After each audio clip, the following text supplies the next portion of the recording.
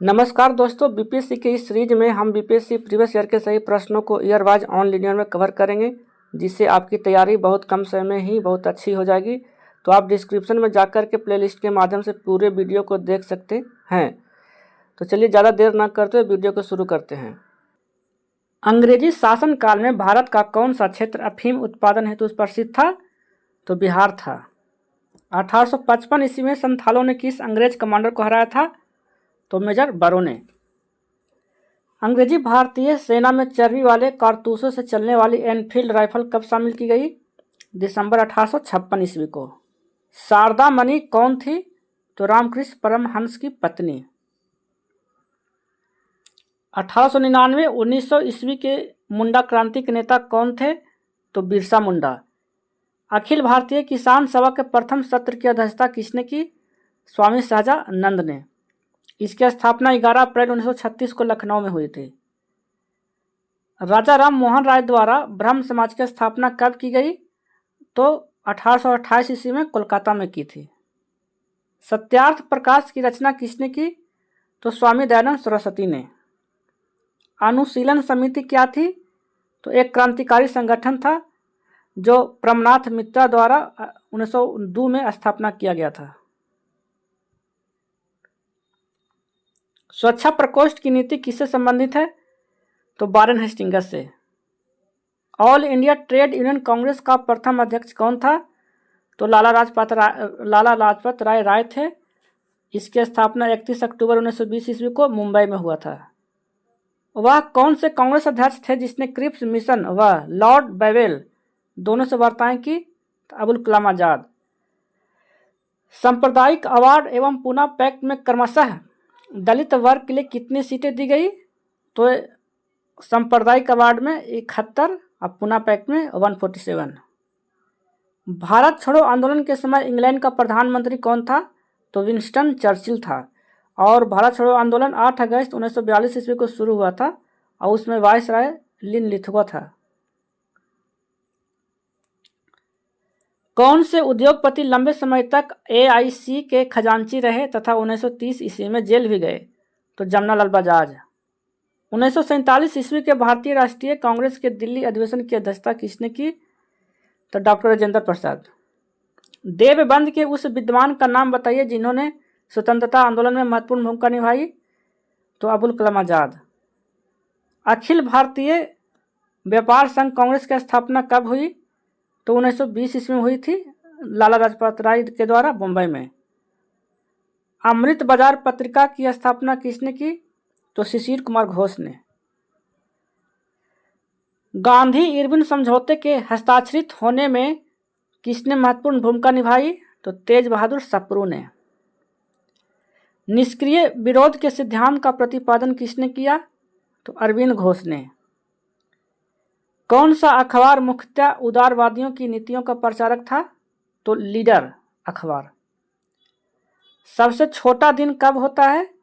तो 22 दिसंबर को होता है और सबसे बड़ा दिन 21 जून को होता है। सूर्य ग्रहण कब होता है? जब सूर्य एवं पृथ्वी के बीच में चंद्रमा हो तो सूर्य ग्रहण होता है।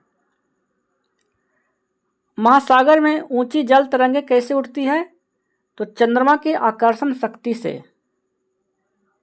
भारत में जनसंख्या वृद्धि के इतिहास में कौन सा वर्ष महाविभाजन का वर्ष कहलाता है? तो 1921 ईस्वी।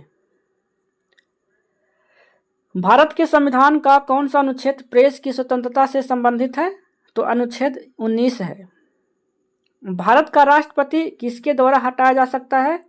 तो संसद के द्वारा हटाया जा सकता है महाभियोग लगा करके, जो अनुच्छेद 61 के अंतर्गत आता है। और ये महाभियोग प्रक्रिया जो है अमेरिका के संविधान से लिया गया है। लोकसभा में राज्यसभा सीटों का आवंटन 1971 की जनगणना पर आधारित है। यह किस वर्ष तक यथावत रहेगा? तो 2026 ईस्वी तक। भारत का प्रधानमंत्री किसका मुखिया है? केंद्र सरकार का। जम्मू एवं कश्मीर के राज्यपाल की नियुक्ति कौन करता है? भारत का राष्ट्रपति। किसको संविधान द्वारा मौलिक अधिकारों को लागू करने की शक्ति दी गई है? तो सर्वोच्च न्यायालय और उच्च न्यायालय को। सर्वोच्च न्यायालय को अनुच्छेद 32 के तहत और उच्च न्यायालय को अनुच्छेद 226 के तहत। जिस समिति की सिफारिश पर भारत में पंचायती राज की स्थापना की गई उसका अध्यक्ष कौन था? तो बलवंत राय मेहता समिति, जो 1957 के आधार पे है। पंचायत के चुनाव कराने हेतु निर्णय किसके द्वारा लिया जाता है? तो राज्य सरकार के द्वारा। किस संविधान संशोधन अधिनियम को लघु संविधान कहा गया है? तो 42वें संविधान संशोधन को। भारत में राष्ट्रीय आय समंकों का आकलन किसके द्वारा किया जाता है? तो केंद्रीय सांख्यिकी संगठन के द्वारा। भारत की राष्ट्रीय आय का सबसे प्रमुख स्रोत क्या है? तो सेवा क्षेत्र है। आर्थिक नियोजन का विषय किसमें है? समवर्ती सूची में। दूसरी पंचवर्षीय योजना की रूपरेखा किसने तैयार किया था? तो पीसी महालनोबिस ने तैयार किया था। और दूसरी पंचवर्षीय योजना के दौरान ही राउरकेला स्टील प्लांट, भिलाई और दुर्गापुर स्टील प्लांट की स्थापना हुआ था। राष्ट्रीय कृषि और ग्रामीण विकास बैंक की स्थापना किस पंचवर्षीय योजना की अवधि में की गई थी? तो 6वीं पंचवर्षीय योजना में की गई थी। इसको नाबार्ड भी बोलते हैं, जिसकी स्थापना 12 जुलाई 1982 को हुआ था। भारत में सबसे अधिक कॉफी उत्पादन करने वाला राज्य कौन सा है? तो कर्नाटक है। पूरे भारत का लगभग 50% कर्नाटक में ही उत्पादन होता है। और कॉफ़ी के अरेबिका और रोबिस्टा किस्म का उत्पादन होता है। किस प्रत्यक्ष कर से सरकार को अधिकतम राजस्व की प्राप्ति होती है? तो निगम कर से। लोलक की कालावधि किस पर निर्भर करता है? तो लंबाई के ऊपर। जब वैद्युतिक ऊर्जा गति में परिवर्तित होती है तब क्या होता है? कोई ऊष्मा की हानि नहीं होती है। प्रकाश में 7 रंग होते हैं। रंगों को अलग करने का क्या तरीका है? तो एक प्रिज्म से रंगों को अलग अलग किया जा सकता है। चुंबकीय सुई किस तरफ संकेत करती है? तो उत्तर की तरफ। पीतल में कौन कौन सी धातुएं हैं? तो तांबा और जस्ता। चूहा मारने का जहर किस रासायनिक पदार्थ से बनता है? तो पोटेशियम साइनाइड से। और एक है जिंक फास्फाइड, यह भी एग्जाम में बार बार पूछता है, जिंक फास्फाइड से संबंधित। विद्युत उत्पन्न करने के लिए कौन सी धातु का उपयोग होता है? तो यूरेनियम का होता है, यूरेनियम 235 का। तैरने के तालाब में तैरने से मनुष्य की त्वचा किसके कारण जल जाती है? तो क्लोरीन के कारण। शक्कर के किण्वन से क्या बनता है? इथाइल अल्कोहल बनता है, जो ऑक्सीजन की अनुपस्थिति में होता है, किण्वन की प्रक्रिया। कमरे को ठंडा किस प्रकार किया जा सकता है? तो संपृक्त गैस को छोड़ने से। श्वेत प्रकाश को नली में कैसे पैदा करते हैं? तंतु को गर्म करके। सोना को किसमें घोला जाता है? तो सल्फ्यूरिक तथा नाइट्रिक एसिडों के मिश्रण में। और दूसरा है जो एक्वारेजिया में घोला जाता है, जिसमें हाइड्रोक्लोरिक अम्ल का 3 अनुपात और HNO3 का 1 अनुपात होता है। हाइड्रोजन को जलाने से क्या बनेगा? पानी बनेगा। हाइड्रोजन को ऑक्सीजन का उपस्थिति में जलाएंगे तो H2O हो जाएगा और पानी बनेगा। हीमोग्लोबिन में कौन सी धातु होती है? तो लोहा होता है। एस्पिरिन कहाँ से मिलता है?